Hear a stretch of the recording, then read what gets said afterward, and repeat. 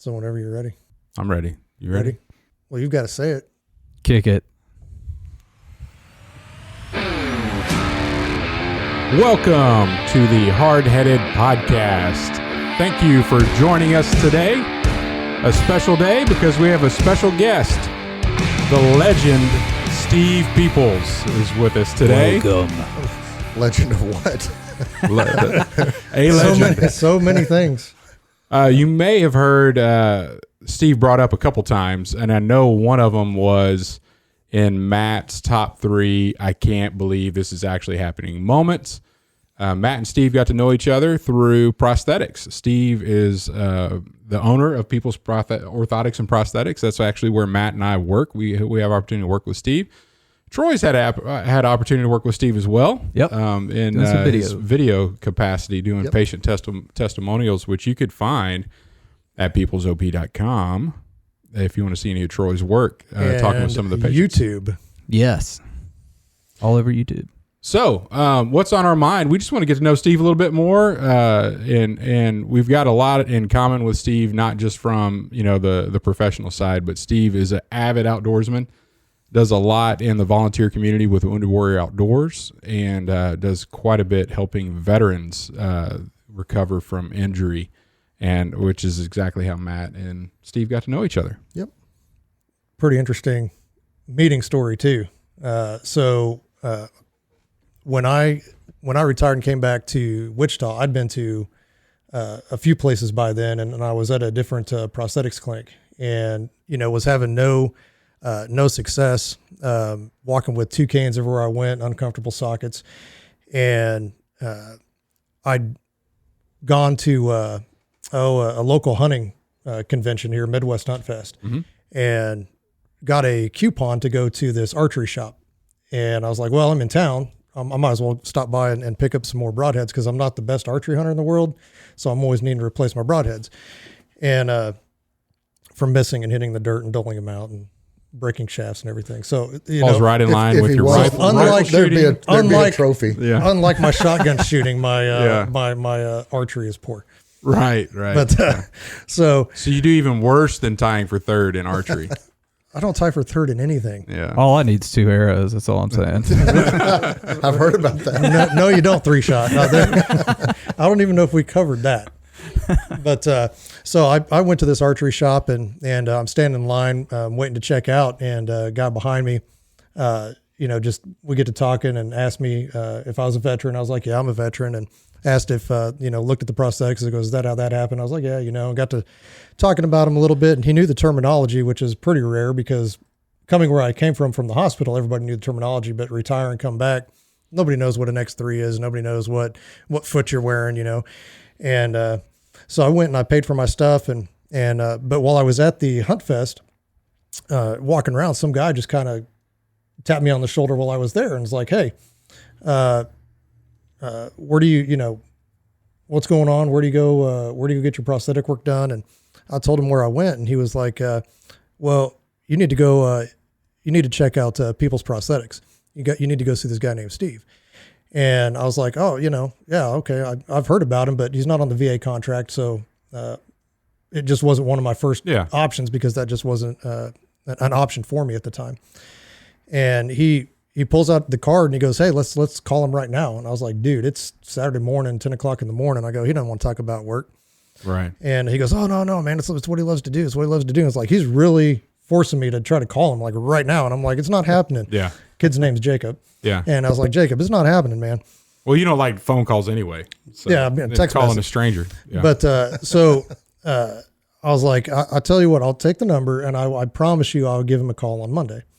So anyway, fast forward, I'm back at the archery shop talking to this guy, and, we talked about the prosthetics and being a veteran and all that. And I pay for my stuff and I'm getting ready to walk out. And he goes, hey man, he goes, just want to tell you again, thanks for your service. And if you ever need any help with that, he goes, I'm Steve Peeples and I own Peeples Prosthetics here in town. And I was like, what? So that's kind of funny. I was supposed to just call you. Yeah. I was like, I pulled the card out of his pocket. I was like, this Steve Peeples? He goes, yeah. He goes, how'd you get that? And so then I went through the whole story again. But that's how we met, and it's kind of just been a God thing ever since. And but yeah, so you were talking about my top 3. I can't believe this is happening moments. One of those is when for the first set of sockets that he made me, I stood up on them and took off without canes for the first time in my prosthetic life. And so it was like, oh, I can't believe this is actually happening. It wasn't my fault this whole time. It was the stuff that I was given. Mm-hmm. And so, he's extremely good at what he does, and we're happy to have him here today. Yeah.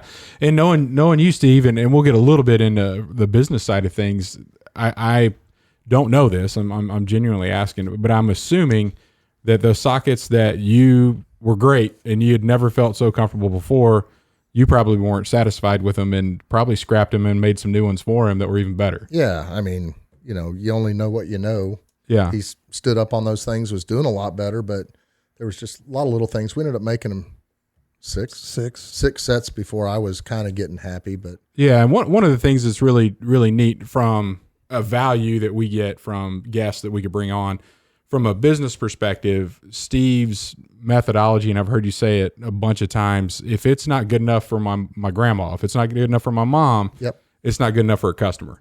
And I think that's a fantastic way of looking at things and their balance sheets and the P&L and all of that. But ultimately, the people that are in your care, you go above and beyond to make sure that things are the best they can possibly be at that time. And you may later even find out a way to make it even better. Yeah, and I mean, you're always trying to improve on things and make things better. And Matt's legs, they were the best that he had ever had at that moment, but they were still junk. Something you only can do know more. what you know. Yeah.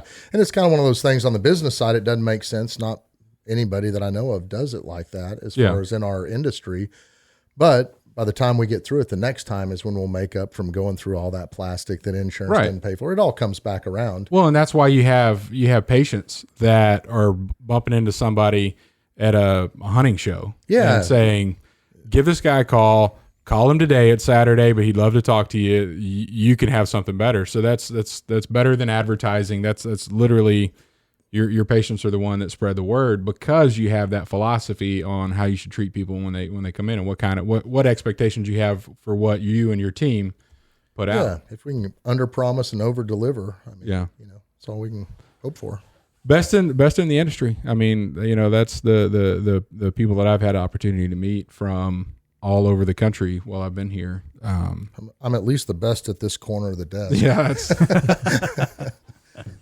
I'm still heck. I've been making some insert molds and I stink at that, and I've been doing it for a long time. So like 2 weeks.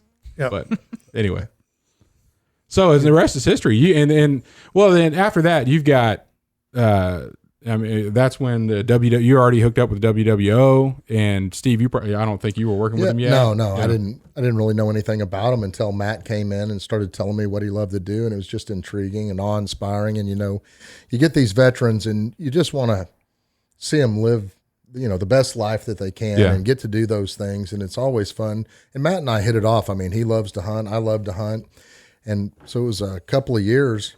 He asked me to go on one of those trips. Yeah. And it's life-changing. You get to see what that stuff does, where you're getting, instead of an hour of therapy, those guys on those trips, they're getting 16 hours of non-ADA compliant work, and it's just it's been such a blessing and such an honor just to watch it happen and be a small part of it. It's cool. Good. And your sense of humor fits really well with the military guys too. So yeah, I've got a little bit of a potty mouth. It fits. It fits right in. So, but and I guess for the listeners, if you wouldn't mind going through, because you were going to Texas Tech. Yeah, we all know that. You talk about it all the time. You've got the Red Raiders stuff. Lord's team. Patrick Mahomes. And we'll let you have that because we've got Mahomes. But so I guess tell us a little bit about how you got into prosthetics and why, how that took its course. Well, this will be short story. I was running track at Tech. 1 minute you're thinking about doing big things, and I did decathlon, had big plans, tore up my hamstring. So I didn't really have anything. I wasn't wanting to, we were in the Southwest Conference back then, and I didn't want to get anybody to beat me in the Southwest Conference, where I'd probably come in third after that. So just like, I'm just going to be done with this stuff. So I went, and my dad called me up to his office, and he's like, went up I grew up in a little town about 30 minutes from Lubbock, drove up there and went to his office and saw him. He's like, Steve, what are you going to do? I'm like, well, I'm going to, maybe look for a job. Maybe, don't really have Got any this plans. grand plan. I'm planning on just having fun for a while. And he said, well, I think you need to get some business experience. So I was like, okay, I'll maybe start looking for a job. He said, well, here, I've got a number. You need to call these guys. Go in Monday, and they'll probably hire you if you, don't screw it up. So I went in, and it was a couple that worked for my dad.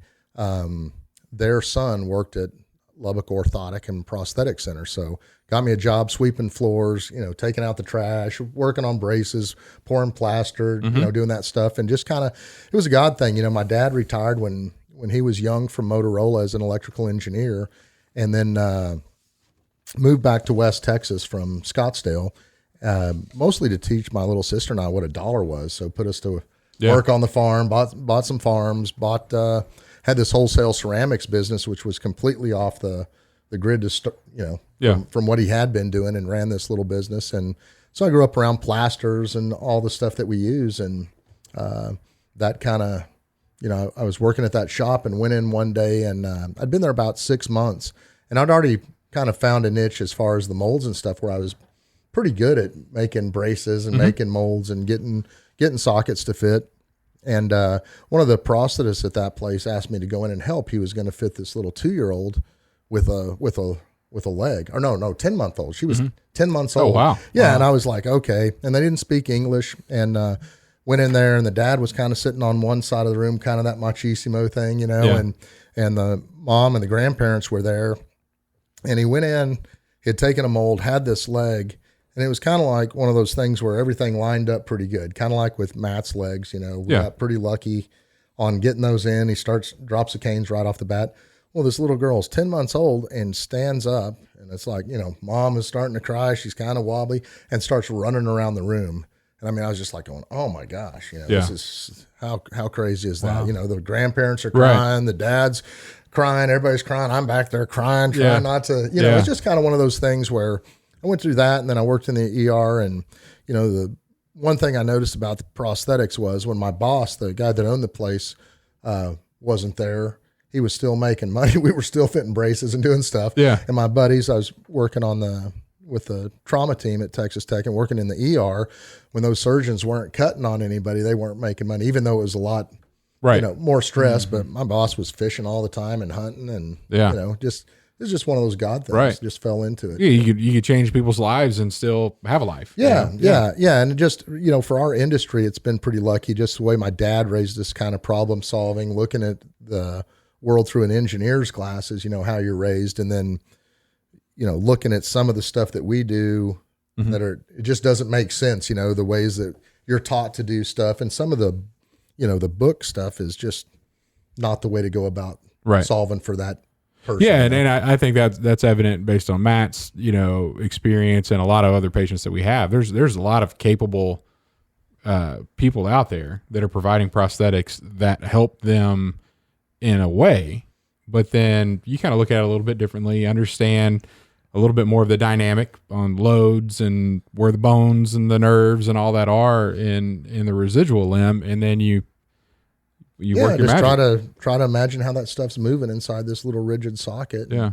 And we've been pretty fortunate to get pretty lucky. Yeah. And we got a great team. I mean, it's not like it's all me, we got just an unbelievable team. Yeah, absolutely. Especially, once you hired Matt, it just got so much better in here. Just ask him; he'll tell you. Yeah, he'll tell you.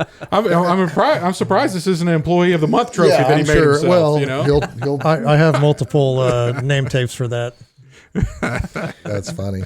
But and so, you started out saying you don't know what you don't know, and so if you had somebody that was a new amputee, what are some of the top things that you would knowledge that you would impart on them? What do they need to look for? What is important when you're starting out? Yeah, I think, starting off, the first thing is to have somebody give you some realistic goals. Every amputation is different. So looking at one person's leg that has a nice clean amputation and doing well versus somebody like in your situation where you've been blown up and, it's a completely different set of problems that they're going to have. So laying out the path to those things, and you'll see some of those things, like even your frustrations where all these guys around me are doing so well, they give you the same thing that they've given those guys. Well, their injuries may not be the same, where on your pelvis where you've got, HO, which is bone growth that kind of grows like cauliflower. And some of those little things, just getting you comfortable and getting the volumes and everything right makes a big difference. But, being patient, slowing down is the biggest thing. I think everybody, with the internet and everybody seeing all these videos, you'll see somebody get a leg, get an arm, take off and start using it right off the bat. It's not reality for everybody, and to keep that stuff in mind. And then hip, same thing, hip strengthening, hip range of motion. That's the biggest thing. I think probably where I'd start. Yeah. Well, there's just so many people, like I see a bunch of online, cause I track the amputee groups all over the internet, and, I try to impart knowledge, where I can. And you see a lot of people that are asking these questions on a forum, and I'm like, why are you not asking your prosthetist these questions? Yeah. Or they're afraid to, because that patient prosthetist relationship is crucial, and you've got to have a good open line of communication and don't be afraid to ask those questions and, to figure out what you need to do. And, that's, we of course we hit it off, and we like a lot of the same things. And so we're very comfortable with each other, and so being able to talk about that. And so that was for me, that open line of communication, and being able to talk through things and tell them, no, these are perfect. I don't want you messing with these. And he goes, no, they're not good enough. We're going to do it again, Right. And, and each evolution has gotten better. Yeah. And I think on that, the prosthetist communication, half of my job most of the time is figuring out, it's the same as coaching. How many of those coaches do you see where, man, they can motivate everybody on a team? You look at some of those great coaches, right. And that's the difference between them and the guys that, are great coaches for, Deion Sanders or, right. these couple of players. And, the hardest part of my job is each individual, not the hardest, but trying to figure out, communicating what I want them to do so that it works for them, and not just giving up on it, not, go find therapist or something. I'm kind of a little bit of a pain that I'll have them come back, and just take the time until we get them walking straight. Right. I want them. So you change your methodologies of motivation, if you will, and the goal setting based on the patient. Even Matt's working for us, it's kind of funny. We had a guy that had been coming in named Delmer, and he was an above knee older gentleman. He was nearly 90, but he was one of those guys. He'd been a dairy farmer and had that grip and that little sparkle in his eye where, I'm like, this guy's wanting to get it. And I literally had him come in every week for 4 months. Just come on, we're going to work on this stuff. I'm like, I want you to, keep your heel in, swing it through, and then ease it into the ground. And Matt, this is before he started working for us. He came in and he started coming by. Matt, we got his legs. He was so pumped up about getting stuff. He'd come by anytime we had new patients and working with people. And he's sitting there and he's like, no, Delmer, just do this. He stands up, shows him, same thing I've been showing him for all these months. And the guy does it. And I'm like, I'm kind of like, my ego's kind of a little crushed. I'm a little ticked off. I'm like, that's a bunch of BS. And so I went home that night and I was sitting there thinking about the day, and I always go home and think about what I could have done better, what I'm going to do better the next day. Of course, then I sleep and do the same things over again, But so I went home and I was like, man, that kind of ticks me off. And then it just hit me like a ton of bricks. I was like, who cares? Right. Matt did it. He was empathetic to Matt, or was willing to get that information, saw him doing it. Could see him doing that stuff. And I was like, we won. Today was a victory, and it was a big victory.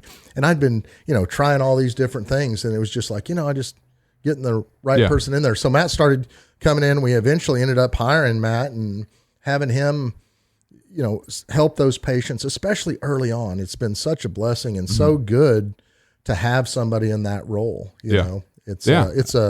It's one of those things that you don't ever really think about. And I always thought this is a bad idea and stuff. It's probably one of the best decisions I've ever made. Right. Having Matt there just to, even if I'm fitting something, I go back. They're working through problems. Yeah. So. And it is funny. Does this count as your annual performance review? No, I just heard him say it's one of the I'm best. going to count it. Yeah. I get another trophy. Yeah, we're gonna put a hash what mark you on need. We're it. gonna need a Another taller trophy. ceiling if But he's gonna it make is- himself another trophy. Well, and it is kind of funny because these people come in, and they're talking to me and they're always trying to compare themselves to me. Like, oh, I want to be as good as you are. I want to walk as good as you do. And it's like I look at them and they don't believe me in that moment. Because they might be older or they might they just don't have that confidence yet. Yeah. And I'm like, I guarantee you in a few months you're going to surpass what I can do. I guarantee it. Yeah. Because a lot of these folks are single below knee amputee or a lot younger. Yeah. Like Zach, with the traumatic injuries that he's been through. And for our audience, Zach was a farmer that was electrocuted. His grain cart hit a Somebody else's, Power and he line, actually yeah. went to save him. So and so yeah. basically burned his legs off and had a bunch of issues all over, and this kid, if he were to put some pants on, you would never in your life know that he was a bilateral amputee. The kid is just Well, and smooth. that- he works his tail off. And he too. does that work gets to the really goal hard. setting. I remember Yeah. you asked him like, what do you want? What do you want to be able to do? And he's like, well, I want to be able to walk. And you're like, no. We're going to do that.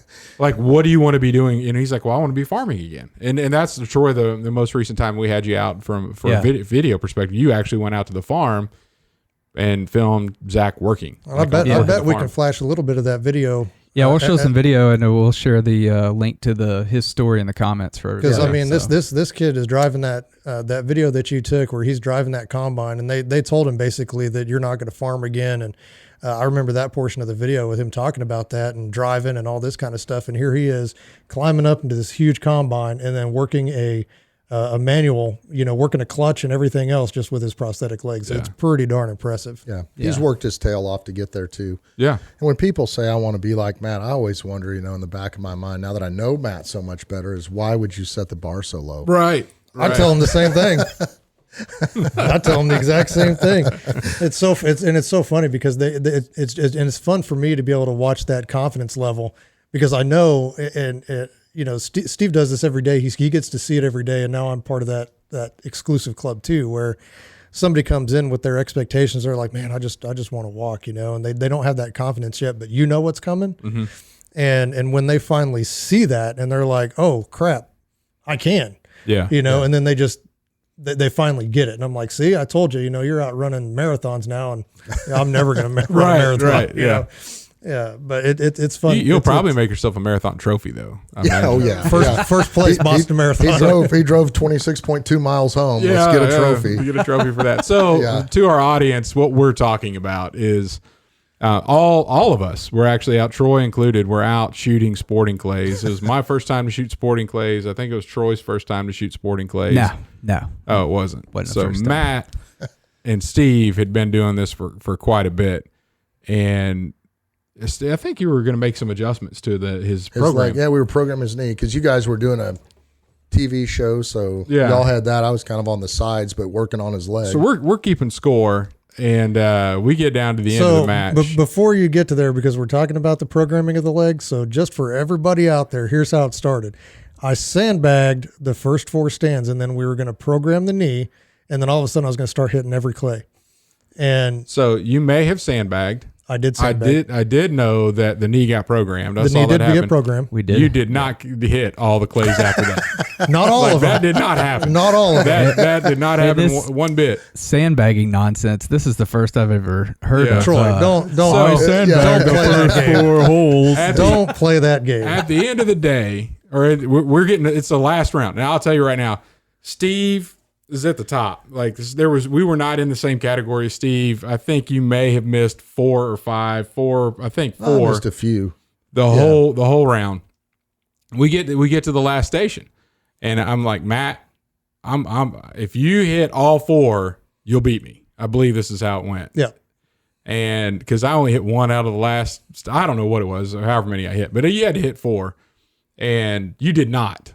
You did not hit all 4. I think I hit 2. And so it was Steve, and then it was me, and then you tied Troy. You and Troy hit the same number of clays. That's correct. So those are the facts. So But sandbagging and all, but what happened after I start working here, Matt and I share the same office, and Matt shows up one day with this trophy that's 5 foot tall, and it says, like, I don't know what it says, Matt Amos Lifetime Award for Sporting Clays or something. Yeah, Peeples Orthotics and Prosthetics Office Champion Lifetime Award. Yeah. So he went and bought this trophy himself and brings it in. And For it's that like, one just so everybody knows, I'm the day. best. I'm the best sporting clay shooter So, here. So I'm like, you haven't beat anybody in the office. so In his here's chair right now. So here's the deal. I mean, because what you did was, I was like, all right, you kept claiming that you'd won. I did.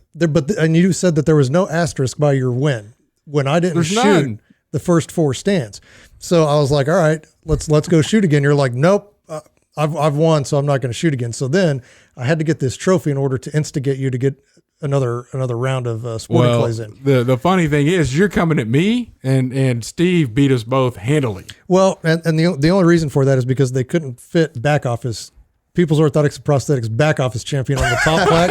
Once I moved out of here, I got you. So I was trying to do the back office champion, but they couldn't fit it on there. So he's like, how's just the People's Orthotics and Prosthetics office champion? I was like, that'll work. That'll work. Well, Put backdoor champion. whenever your kids come in, I'll say, hey, whose trophy is that? And they'll say, Daddy's. And I'll say, that's right. That's Steve's trophy. They're slowly coming around. Rowan today was like, that's Matt's trophy. Yeah. Well, Now that I think about it, though, I think that day I was sandbagging the first 6 yeah, you were six sandbagging stations. too. Yeah. You weren't sandbagging nothing. I felt bad about beating a double amputee. You know, I held back, but I couldn't hold back far enough. You know, No. Well, you just Round 2 That's coming up. Book up around that's two. why we need those cameras if we're ever going to play airsoft. We Hey, need I those got cameras. footage of that day. yeah, we had cameras there. I don't want edited footage. I want full on, no edits.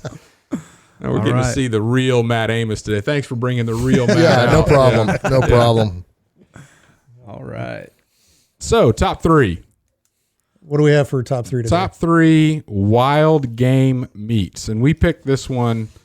Kind of go along with Steve because Steve has done quite a bit from an outdoors perspective, so we thought this one would be pretty interesting. You've had the opportunity to get out there and hunt some pretty neat things. I'm just a country boy, and I'll fire away. I'll start off. We may have some overlap, so I want to get mine in first. Here we go. So my top my top 1, moose. In fact, from that one right there, I believe. Yep. Right, Matt. We had some. I think we were doing a Labor Day camping trip, and Matt brought some moose steaks, and some people canceled, didn't show up for the camping trip. So the meat that What's everybody looking at me for, huh? yeah, the meat that he had thawed was more than we could consume. So one night in a meal, so one night we grilled them. It was fantastic, and then we had 5 or 6 other steaks that are just sitting out there thawed out, and I was like, Matt, I think I got an idea what we could do with these. He's like, well, I said steak and eggs. We'll have steak for breakfast. So did a quick brown on the outside of them, let them cool down, and then just put them back in the cooler. The next morning, we're cooking the steak cut bacon, and so we had a nice little bacon grease on the griddle. And steak cut bacon is awesome, by the way. There's like 7 slices in a pound. It is thick, Oh, really? thick. I haven't Yeah. had that. It's awesome. Well, anyway, we put those steaks down in that bacon grease and finished cooking them. And I'm telling you, that was fantastic. So It was really good. very good. So moose would be my number 1. Number 2, crappie. Grew up eating it. My whole family, my dad, big crappie fisherman, and it was kind of February when we'd start getting into it and fill up the freezer, and those fish fries were always good. And then a little bit of a delicacy for a Louisiana boy, fried frog legs would be my number 3. Oh, yeah. White meat, and you get the batter just right. Do you like walleye? Tender. I mean, that freshwater crappie. I've had walleye once. You don't have walleye in Louisiana, but I did have the opportunity to go fishing up in Minnesota and had it. It was good, but I hadn't eaten enough to say, "Oh, this is Top way thing, better." yeah. Because it was prepared for me there too, so it wasn't like a home cooked recipe and all that. But anyway, one of my good buddies, Griff. He's big time fisherman. He says you can't beat walleye. He said walleye's the best. So. Yeah. Walleye's my favorite kind of non-trout Yeah. North American freshwater, then crappie, Yeah. channel cat. Well, fire away. What's your? So me, I'm going to tie you up on number one was moose. Yeah. Moose is my favorite game meat. My second thing I kind of threw two in there was quail and trout. I like quail. We have fried quail for Christmas breakfast. We have a huge breakfast. Oh, wow. Fried quail is one of the things we have. So in my number three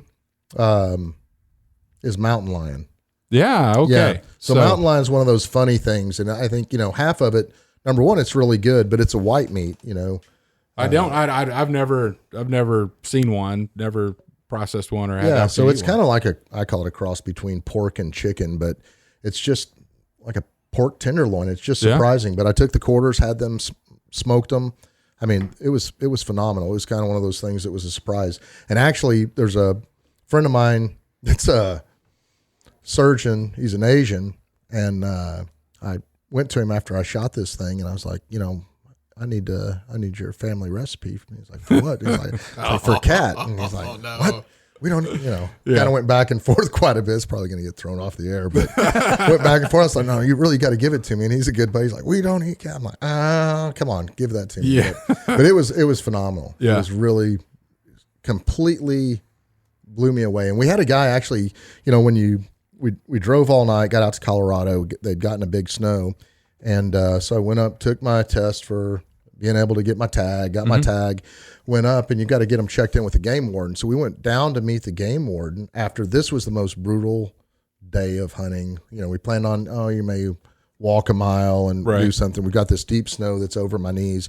We cut a track about 9 a.m. We didn't get back into the truck until 10 that night. Oh, wow. And so I had one bottle of water, my fat little flatland self, up at altitude. We started off at, we were right on the Colorado, New Mexico line.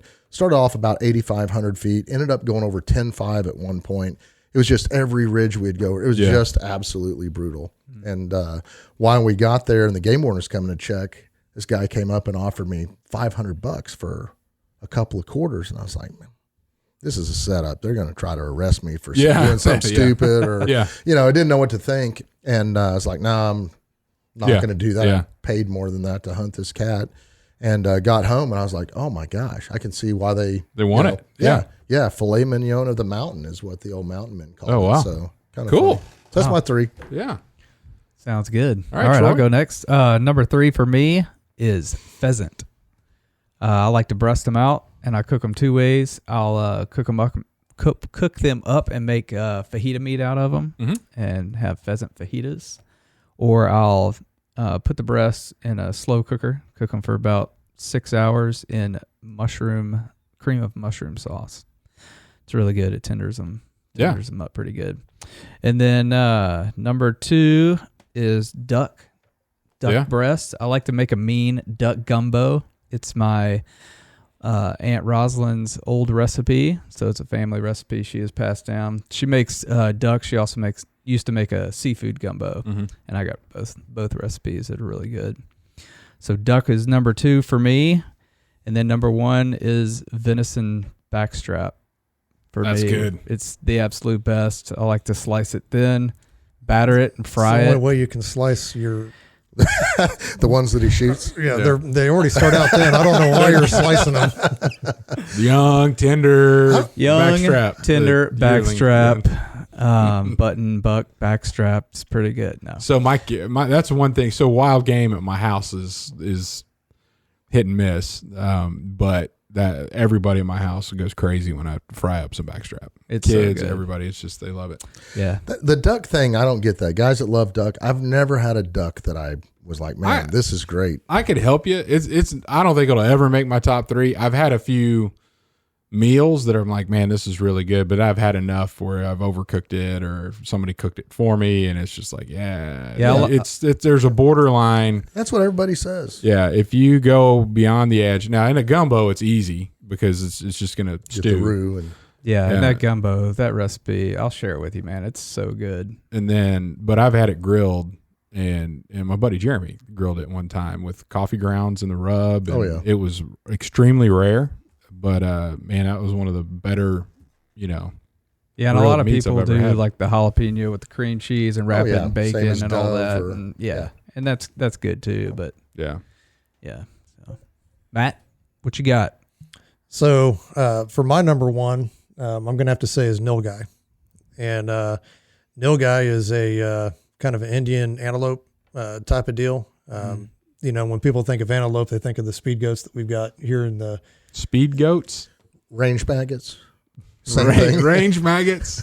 so Well, that's like somebody. I went pheasant hunt with somebody when I moved up here, and they're like, "Yeah, we're gonna go get some ditch chickens." And I'm like, "What? I thought we were going pheasant hunting." He's like, "It's a name for them." Ditch chickens. So, They like to hide out in the yeah. ditch. So you're but the speed goat is a speed goat. pronghorn antelope. okay.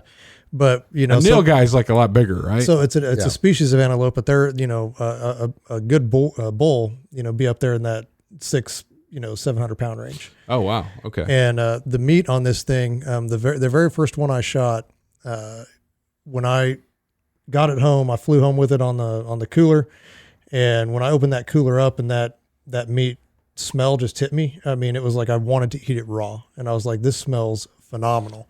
Okay. And Okay. you know, Yeah. because normally you have the, you know, when you like elk or deer, you know, when you're gutting them, they've kind of got a smell to them. Yeah. But this Not a smell that's like I want to eat this raw. Right. Yeah. Yeah. But this, when I opened up that cooler, it just had this sweet, really nice aromatic smell. And come to find out, I mean, it's got what? I mean, it's the same More omega-3s and And a a piece of salmon. ounce per ounce than a piece of salmon. Wow. The caloric quality of chicken breast. and the It's same leaner than a buffalo. yeah, or it's- leaner it's than an elk. Yeah. Yeah. And the Wow. meat is it's beautiful. Yeah? It's absolutely beautiful. And actually, the processor out in Granola over at Family Tree Meats, I took a nilgai out there to have it processed because they do such a beautiful job. And he'd never heard of it, got done doing it. He asked me if he could have a couple of packages of hamburger whenever we got done, just because he said it was absolutely the most beautiful meat he had ever seen. Wow. And this guy's been doing it all of his life, Yeah. ready to retire. I mean, Yep. it's Yeah. Wow. it's good. Fortunately, they're not. They're Yeah. fortunately they're not retiring. They're keeping the business, and the family is starting to move in and take over for them. So where do you hunt these? So basically, kind of the way the story I heard was that they were part of a circus back in the 1800s, and that circus went under, and they had like 6 breeding pair of these nilgai, and so they're extinct in their native land. And when the circus went under, they just kind of released them on this ranch, and they bred and just kind of took over. And so now they're all over southern Texas. I mean, there's no you have almost as good a chance of running into one of those in South Texas as you do a deer. I mean, because they're just running wild down there.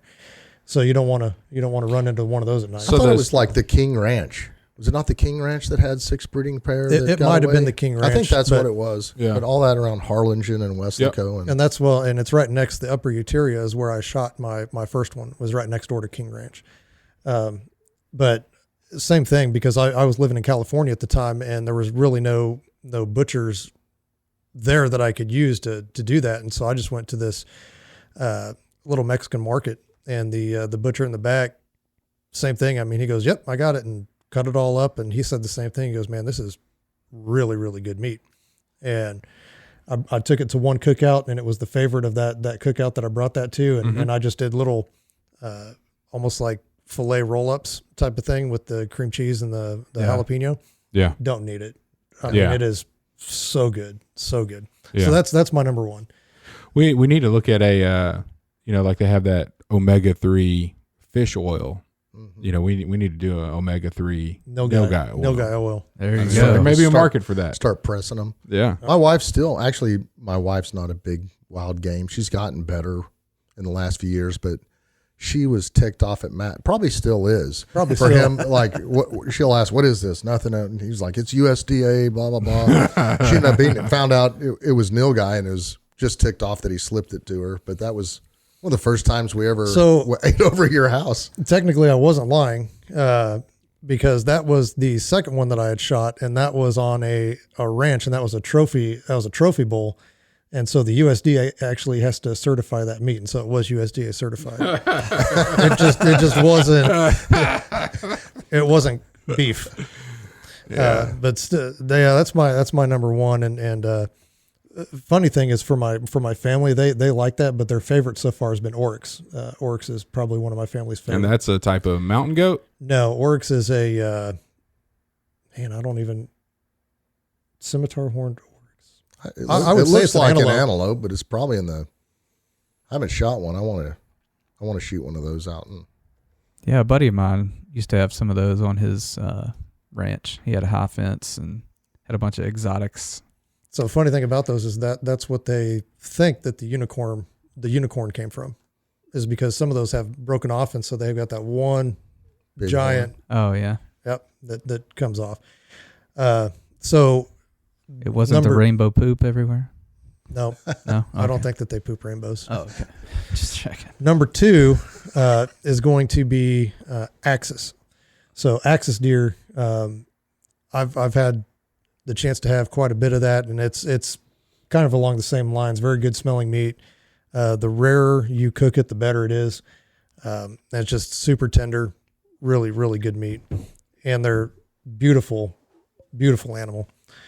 And then I'm going to go with number 3. I had salmon written down, wild caught salmon, but I'm going to change it up because you guys got me going on that Cajun feel with your. You actually had stuff written down. You prepared. I did, well, yeah. If you This look is at my the notes fourth here, animal he's given us. Yeah. so you had 4 with your That's right. 2A and 2B. Yep. He's our guest, though. He can do whatever he wants. Hey, if he's doing it, I'm doing it. Yeah. I'm switching up, and I'm going to go with it because I And know then he's going to give a trophy. Yeah, I had the most in the top 3. because I know it's going to annoy Most favorite game. 2 of you animals. at the table. Okay. Crawdads.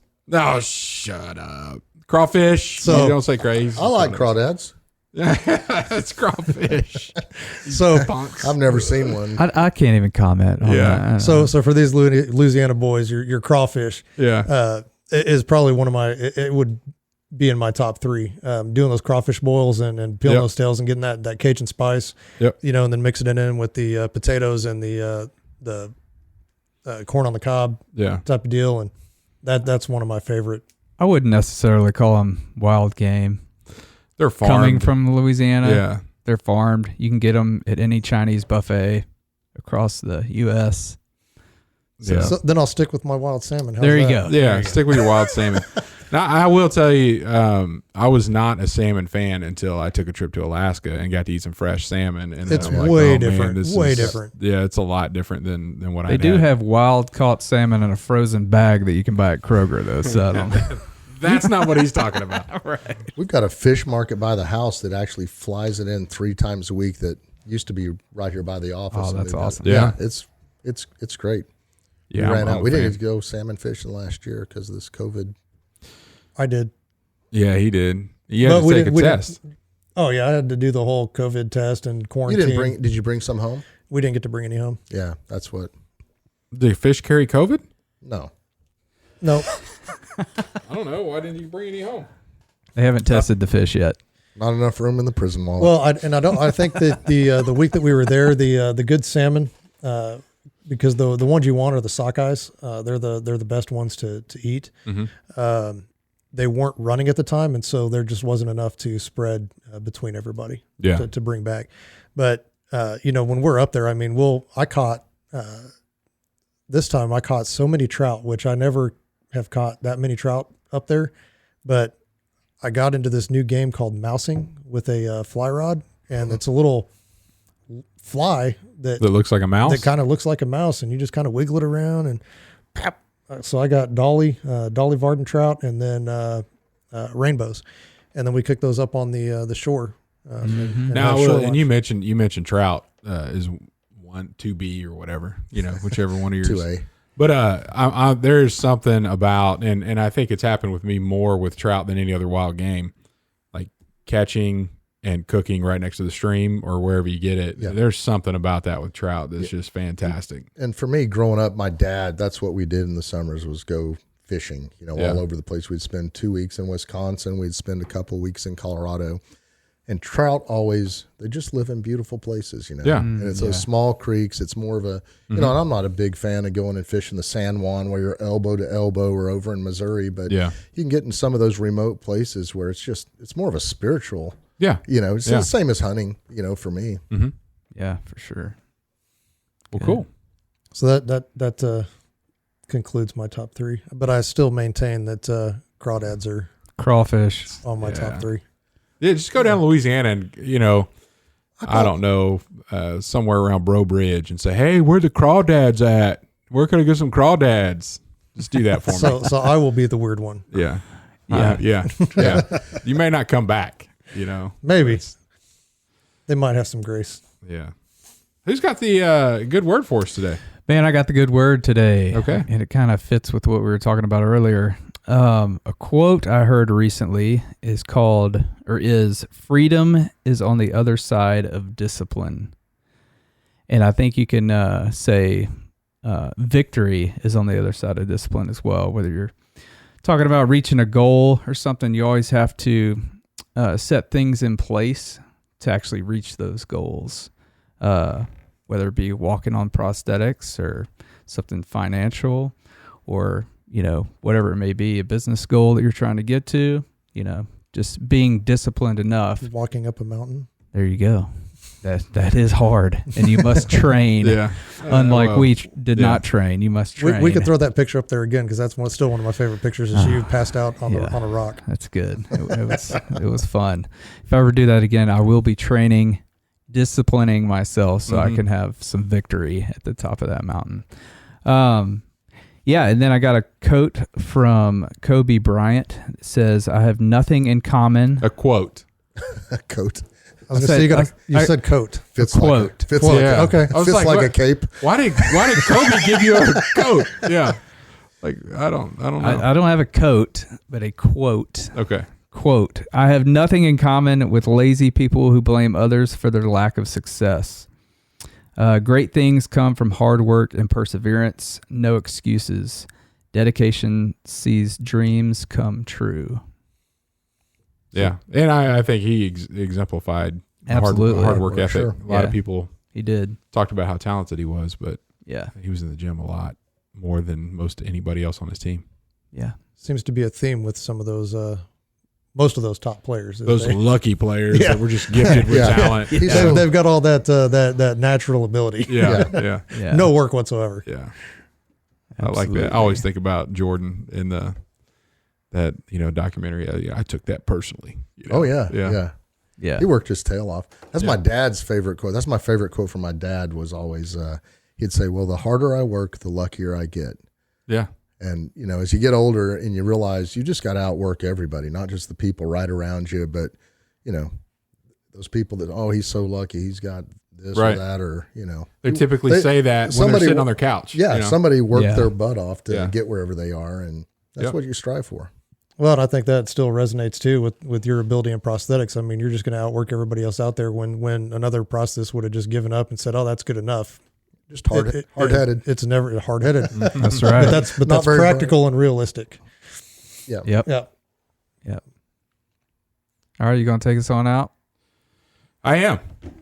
I will. Are you ready to take us out? I'm waiting for music. What are you doing over there? You He's get over a there. trophy He's for over playing there some music texting. around here. All right.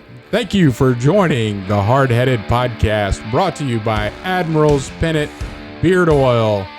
Go check them out, admiralspennant.com. I'd like to thank Steve Peeples for being here with us today. Appreciate you and all that you do. Why don't you check out peoplesop.com to see some more things that Steve's done with some videos that Troy's put together. Make a really good impact. Thanks for joining us. We'll see you next week.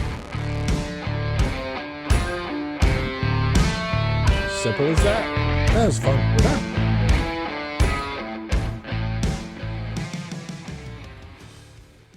Right on.